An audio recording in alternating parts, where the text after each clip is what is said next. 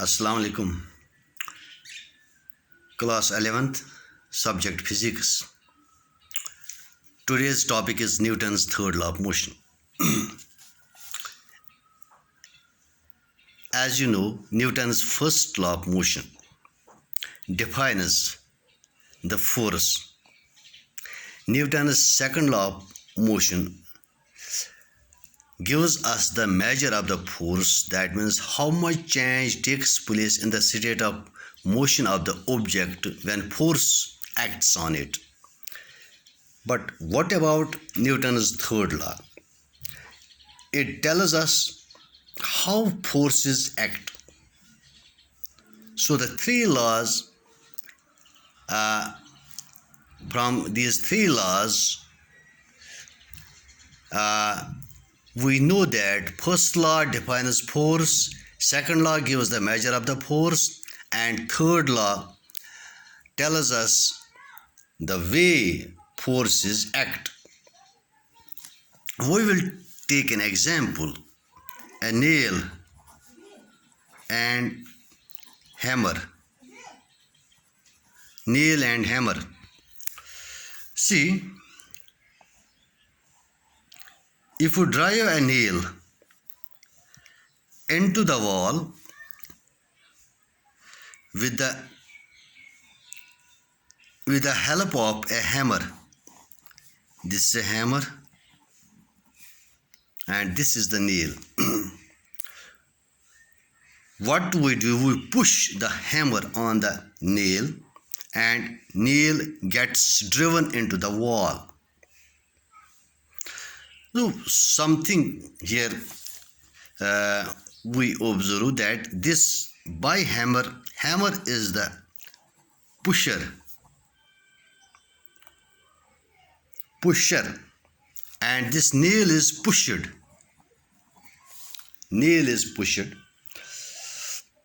But is it really so simple that this hammer is the pusher and nail is pushed? But Newton does not believe that nature would have preferences. He was led to believe that the two bodies must be treated on equal footing. This led him to the discovery of this law, which he named as third law of motion, which states that if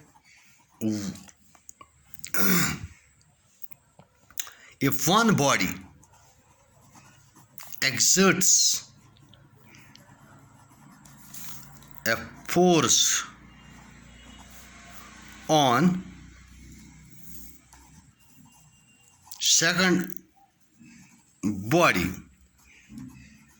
then second body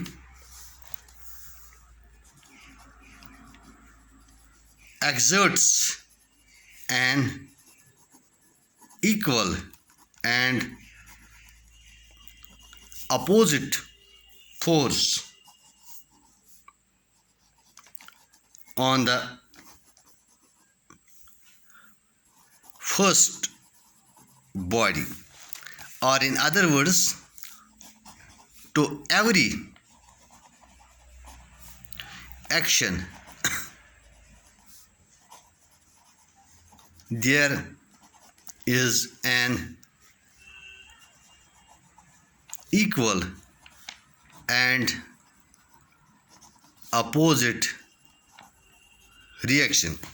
Here, first part, to every action, that means if a one body exerts a force on the second body, means action force, then there is equal and opposite reaction. This is the second part of the statement. Then second body also exerts the same equal but opposite force on the first body. Now, action and reaction forces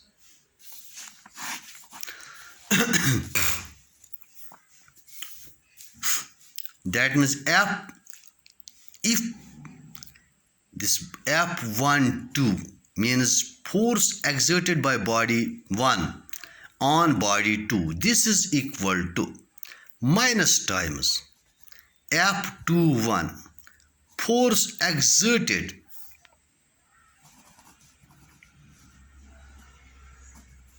F21 F12 means force exerted by body 1 on body 2 is equal to minus times, that is opposite to F21 force exerted by second body on first body. Now action and reaction forces act action and reaction forces act on different bodies. Remember, action and reaction forces act on different bodies because we get a little confused here. For instance, if they does not act on different bodies, if action and reaction forces act on the same body, acting on the same body, this is action force and this is a reaction force. What will happen? They are equal and opposite. They will balance and add up to zero. So no force will act here. That is why these forces, action and reaction forces, act on different bodies. Now can we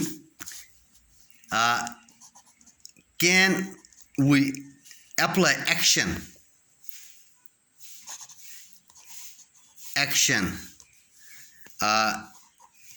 without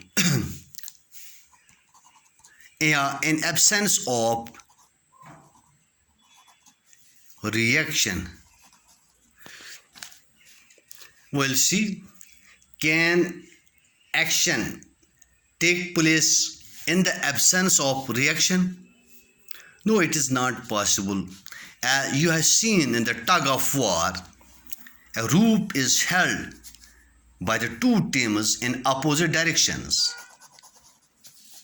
Team A and Team B.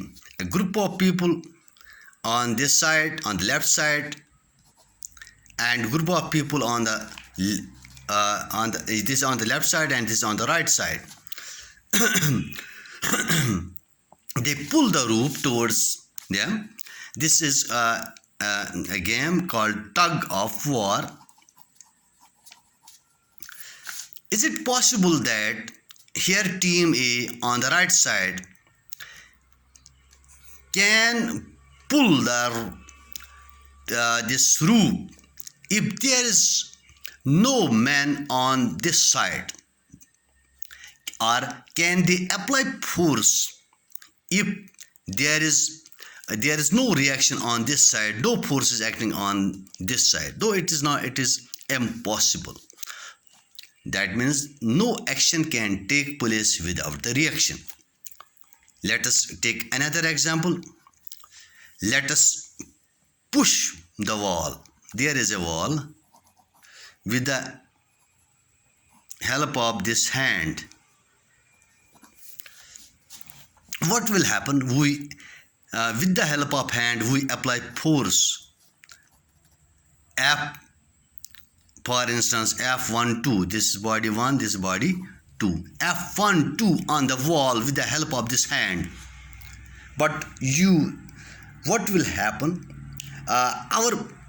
This hand gets distorted. Hand gets distorted. Press it inwards. When we push the wall with the hand, that means we are applying force on the hand. This is action force. and what in return we feel? Our hand gets distorted, but no body gets distorted in its shape. In a shape, no body's shape gets distorted on its own, since this without force, we can here say without force, without force नहीं, hand जो है वो distort, hand की shape distort नहीं होगी force के बगैर. तो but we are not applying force on the hand, we are applying force on the wall. That means wall has exerted a force. This means wall, some force has been exerted on the hand, which distorts the shape of the hand. That means here we have only hand and the wall. That means wall has exerted force on hand, due to which hand gets distorted. It is simple how this wall exerts. For instance, we will take an example of a spring. Picture it here. We will push this spring with the help of a ball. What will happen? It gets stretched, and after that this ball, when we release it, ball is thrown upwards. This is because this spring has elasticity. It regains its shape after removing the force. It regains its shape. Elasticity is the property of the substances to regain their shape after the removal of deforming forces. So here deforming forces we have removed, it now regains its shape back. So this property is called elasticity. Same is the case here. Wall is slightly depressed. Wall is depressed, slightly depressed. In turn, wall regains, just like spring, regains its shape back. That means in regaining its shape, it pushes the it pushes the hand in opposite direction, due to which hand gets distorted.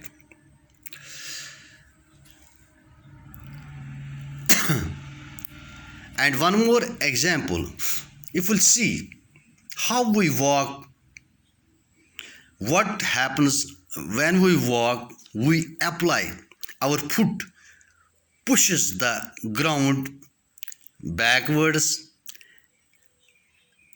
and earth, this ground pushes our foot, gives us the reaction force, and our foot moves forward, and this is how we can walk. Thanks.